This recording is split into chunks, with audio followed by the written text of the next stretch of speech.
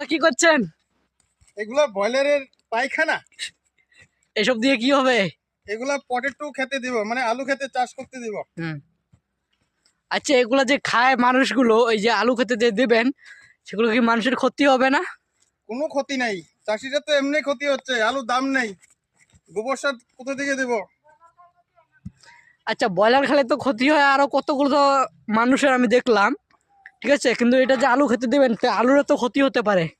আলুর ক্ষতি হবে কি? চাষিরা তো এমনি মরছে গলায় ফাঁসি দিয়া।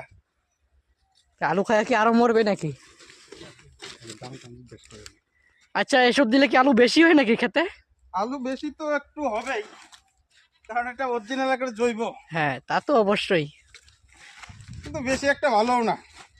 এগুলা দিয়ে আলু চাষ করলে সাধু। আচ্ছা, এসব দিয়ে মনে হয় আলুটা ভালো হয়। আলু ভালো হয় ঠিকই আছে, কিন্তু এগুলো আলুর দাম কম।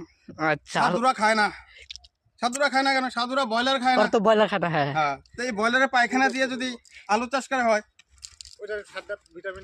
তাহলে ভিটামিনটা তো আলু খায় না, সেই জন্য আলুটা আর কি। আচ্ছা, এসব দিলে কি আলুটা তো দাম কম আলু। আলুটা বেশি হয়, তাই না? দাম কি আছে? জলের দর। জলের দর। গাড়ি 200 প্যাকেটের দাম। তারপরে তারপরে আর কি কম কত? কম মোটামুটি এখন কমের মধ্যে চলছে 45,000, উদ্দে বাজার 55।